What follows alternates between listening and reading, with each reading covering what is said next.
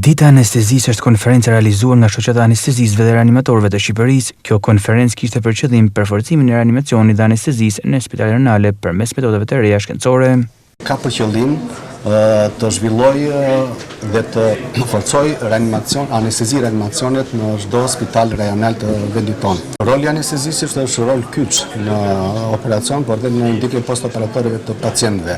Dhe ne them në plot gojë që Shqipëria renditet pothuajse barabartë në të gjitha vendet evropiane për arsye se të gjitha medikamentet që sot përdoren në botë përdoren edhe në Shqipëri, edhe teknologjia përdoret sot në Evropë dhe në mbar botën përdoret edhe në vendin tonë.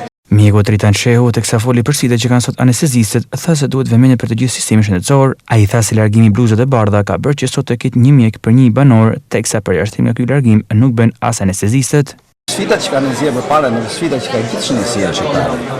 Nuk është një sfidë vetëm të anestezisë. Anestezia është një sektor shumë i rëndësishëm, shumë i kushtueshëm, një sektor që kërkon teknologji të lartë, që kërkon një bazë medikamentoze të moderne, të vështirë, për të disa herë edhe për të siguruar. Anestezia është një sektor i cili kërkon përkushtim, devocion nga ata që realizojnë.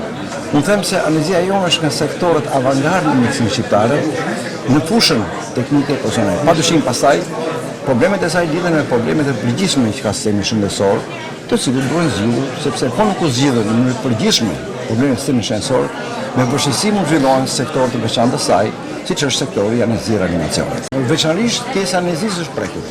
Pse? Sepse kudo në vendet europiane ka një uri për anestezistë.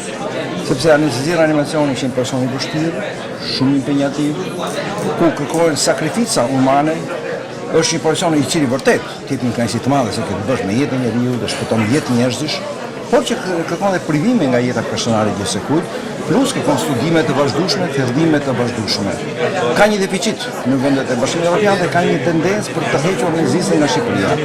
Ka kolegë anestezistë shqiptar mjaft të mirë që sot punojnë në klinikat e vendeve tjera, punojnë në Itali, punojnë në Gjermani, punojnë në Francë, gjë e cila realisht ka prekur deri fakt pike potencialin e anestezisë tonë. Por ky lidhet padyshim edhe këtu do të them edhe një tjetër me politikat e përgjithshme shëndetësore, me atë që Shqipëria sot është në numër shumë të ulët mjekësh, jemi 1 mjek për 1.000 banor, gjë e cila padyshim mund të të fusë një katastrofë në shërbimin shëndetësor.